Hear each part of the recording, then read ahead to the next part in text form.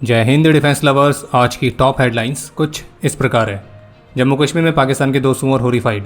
2035 तक भारतीय नौसेना की सर्विस में होंगी 200 से अधिक वॉरशिप्स और सबमरीन्स। ट्रिपल डिफेंस की स्नाइपर राइफल की परफॉर्मेंस से सेटिस्फाइड होकर फ्रेंडली फॉरेन कंट्री ने प्लेस किए एडवांस ऑर्डर्स। और डीआरडीओ का फोकस 5th जनरेशन के साथ 6th जनरेशन की टेक्नोलॉजीज पर भी।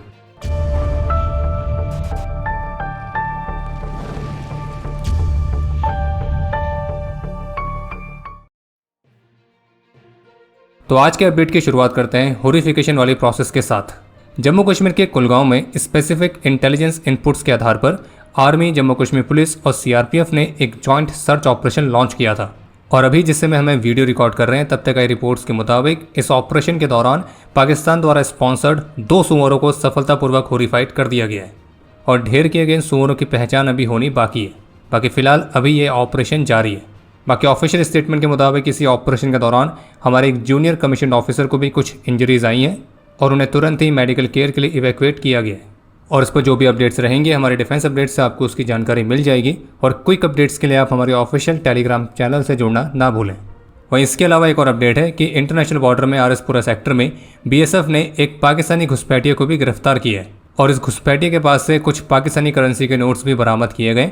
और फिलहाल अभी इससे पूछताछ की जा रही है कि ये किस पर्पस से भारत की टेरिटरी में घुसपैठ करने का प्रयास कर रहा था। टाइम्स ऑफ इंडिया की रिपोर्ट के मुताबिक 2035 तक भारतीय नौसेना की सर्विस में 200 से अधिक वॉरशिप्स और सबमरीन्स होंगी।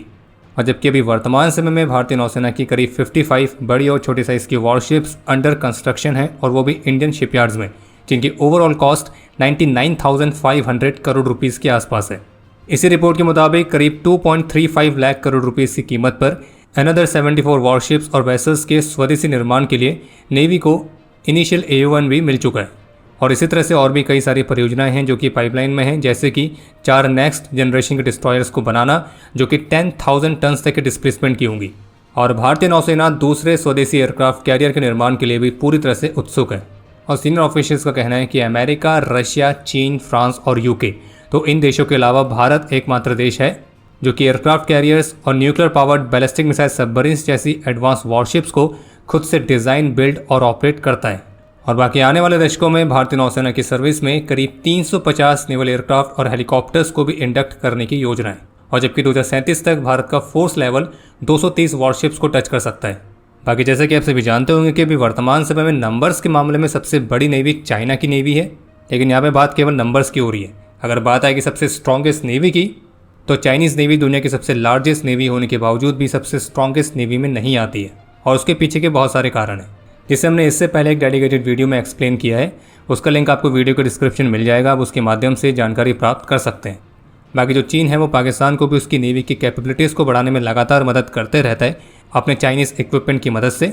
हालांकि वो बात अलग है कि अभी ऑपरेशन सिंदूर के दौरान पाकिस्तानी नेवी की जो रियल कैपेबिलिटीज़ हैं वो हम सभी ने देखी थी कि उन्हें कितनी अच्छी तरह से आता है अपने दुश्मनों से अपनी वॉरशिप्स को छुपाना।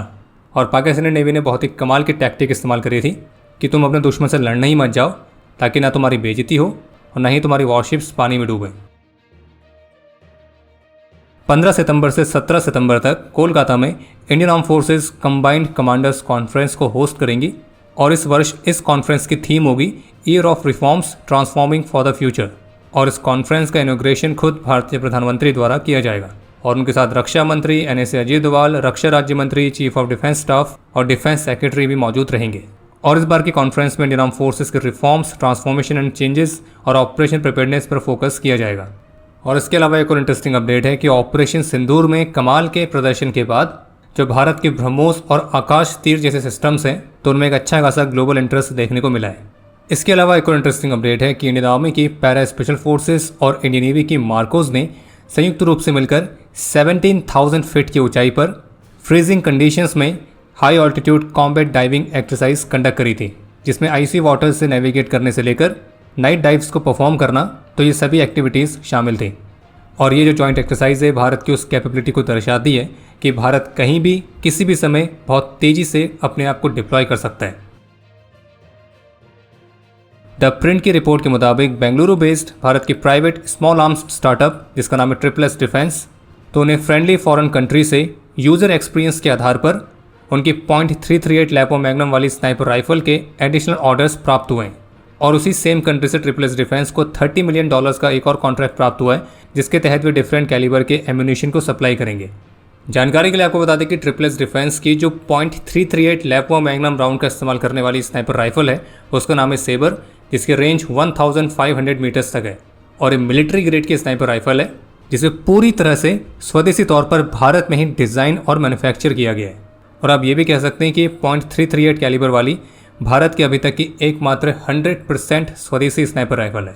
और एक कितनी कमाल की राइफल है तो उसका अंदाज़ा द प्रिंट की इसी रिपोर्ट से लग जाता है, जिससे ये बात सामने आई है कि जिस कंट्री ने पहले इस राइफल के लिए ऑर्डर्स प्लेस किए थे, तो उसी सेम कंट्री ने इस राइफल के यूज़र एक्सपीरियंस के बाद ही इसके एडिशनल ऑर्डर्स प्लेस किए हैं।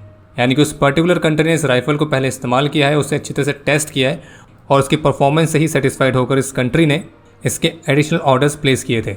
हालांकि वो कंट्री कौन सी है तो उसके नाम को खुलासा नहीं किया गया है और ना ही ये बताया गया कि कितनी क्वांटिटी में ये राइफल्स एक्सपोर्ट की गई हैं। और जबकि द वीक की रिपोर्ट के मुताबिक ट्रिपल एस डिफेंस ने सेंट्रल यूरोप में भी 3 कंट्रीज़ को राइफल्स एक्सपोर्ट करना स्टार्ट किया है और वे 2 एशियन कंट्रीज़ के साथ भी एंटर करने की योजना बना रहे हैं। DRDO ऑफिशियल्स के मुताबिक भारत 5th जनरेशन टेक्नोलॉजीज़ के साथ साथ 6th जनरेशन की टेक्नोलॉजीज़ को अचीव करने की तरफ भी देखता है, लेकिन इन सभी प्रोग्राम में महत्वपूर्ण अचीवमेंट प्राप्त करने के लिए जो सबसे ज़रूरी है वो ये कि इसकी गति को किसी भी तरह से बाधित ना किया जाए, क्योंकि एक बार बाधा आ जाने के बाद इसे फिर से जारी रखना बहुत कठिन हो जाता है। और DRDO ऑफिशियल्स के मुताबिक जेट इंजन्स के डेवलपमेंट में केवल एक ही मेन इशू है और वो है फंडिंग। जैसे कि रशिया, अमेरिका, चाइना, फ्रांस, तो इन देशों ने एरो इंजन्स के डेवलपमेंट में एक अच्छा खासा इन्वेस्टमेंट किया है, जबकि भारत के एरो इंजन के डेवलपमेंट में इस तरह की कोई भी हैवी इन्वेस्टमेंट नहीं है। और इसलिए DRDO ऑफिशियल का कहना है कि जो फंडिंग होती है वो बेहद ही ज़्यादा महत्वपूर्ण होती है। और द वीक के साथ एक्सक्लूसिव इंटरव्यू में DRDO सीनियर ऑफिशियल के भी मानना है कि 2012 तक फंडिंग सही गति से होती रही, लेकिन उसके बाद तकनीकी कारणों से कावेरी प्रोग्राम को LCA से अलग कर दिया गया। लेकिन उनका ये भी कहना है कि मुझे नहीं लगता कि फंडिंग ही समस्या थी, जबकि उस समय एक टेक्नोलॉजिकल गैप भी था और हमें उस गैप को फिल करने में, उस लेवल तक पहुँचने में समय लगा। लेकिन आज अगर हम इसे फंडिंग नहीं करते हैं तो ये एक बड़ी भूल होगी, क्योंकि इसके लिए अभी हमारे पास इकोसिस्टम है। और इसके अलावा जो दुनिया भर के अदर इंडस्ट्रीज़ हैं, कंट्रीज़ हैं, तो वो 5th generation fighter engine requirement के लिए, इस गैप को फिल करने के लिए हमारे साथ पार्टनर के तौर पर काम करने के लिए भी तैयार हैं। बाकी जब उनसे पूछा गया कि क्या कावेरी परियोजना डेड हो चुकी है, तो उनका ये कहना था कि हम फुल फ्लेज्ड मैनर में कावेरी इंजन को UCAV में इस्तेमाल करने के लिए काम कर रहे हैं और इसके साथ ही हमारा एम ये भी है कि हम कावेरी इंजन को फुल फॉर्म में देखना चाहते हैं, उसी फॉर्म में जिस फॉर्म में इसको विकसित किया गया था। और उसके लिए वे अन्य स्टेक होल्डर्स के साथ भी बातचीत कर रहे हैं ताकि हम इसे अन्य प्लेटफॉर्म्स में भी इंटीग्रेट करके फ्लाइट टेस्ट कर सकें। इसके अलावा कुछ ऐसी भी रिपोर्ट्स देखने को मिली हैं जिनके मुताबिक जब अभी हाल ही में चीन में पाकिस्तान के प्रधानमंत्री ने अपने रशियन काउंटर पार्ट के साथ बायलैटरल मीटिंग कंडक्ट करी थी, तो इस मीटिंग में उन्होंने रशिया से S-400 एयर डिफेंस सिस्टम के लिए भी कहा था, जो कि रशिया ने ऑब्वियसली मना कर दिया। वैसे अगर रशिया ने मना कर भी दिया है तो भी इसमें कोई सरप्राइज़ होने वाली बात नहीं है, क्योंकि रशिया को अच्छी तरह से पता है कि पाकिस्तान को S-400 या कोई भी सिस्टम देने का मतलब है उस सिस्टम की एक अच्छी खासी इमेज को नीचे गिराना। F-16, चाइना के HQ-9 air defence system, J-10C, PL-15 missile, तो ये इसके कुछ क्लासिक एग्जांपल्स हैं। क्योंकि अक्सर आपने सुना होगा कि बात मशीन की नहीं है, बल्कि मशीन को ऑपरेट कौन कर रहा है ये उसकी है। और वैसे भी युद्ध हथियार नहीं, हथियार चलाने वाला जीतता है। और बाकी तो आप समझदार हैं। चलिए बाकी अब समय है आज के इतिहास का। आज के दिन 1965 के भारत पाकिस्तान युद्ध में अपने अदम्य साहस और वीरता का परिचय देते हुए कैप्टन हरीश चंद्र गुजराल और लेफ्टिनेंट कर्नल हरबंस लाल मेहता ने अपना सर्वोच्च बलिदान दिया था। कैप्टन हरीश को मरणोपरांत वीर चक्र से और लेफ्टिनेंट कर्नल हरबंस लाल मेहता को मरणोपरांत महावीर चक्र से सम्मानित किया गया। आज के दिन 2019 में UN पीस कीपिंग मिशन के तहत लेफ्टिनेंट कर्नल गौरव सोलंकी ने भी अपना सर्वोच्च बलिदान दिया।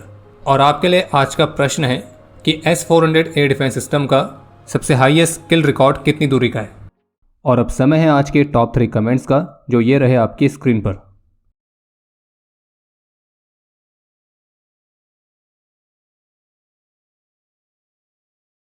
उम्मीद है आपको आज का एपिसोड पसंद आया होगा। पसंद आया तो वीडियो को लाइक करना ना भूलें। आपके कोई भी सुझाव या सवाल हो तो उसके लिए कमेंट सेक्शन ओपन है। और अगर आप डिफेंस रिलेटेड और भी एक्सक्लूसिव कंटेंट में दिलचस्पी रखते हैं तो आज ही प्ले स्टोर से डिफेंस स्क्वाड की सुपर ऐप को डाउनलोड करना ना भूलें। और अगर आप चैनल पर पहली बार आए हैं तो squadron.in पे जाके हमारे नए डिज़ाइंस को भी चेकआउट जरूर करें। बाकी जल्द मिलेंगे नए एपिसोड के साथ। तब तक के लिए जय हिंद, जय भारत।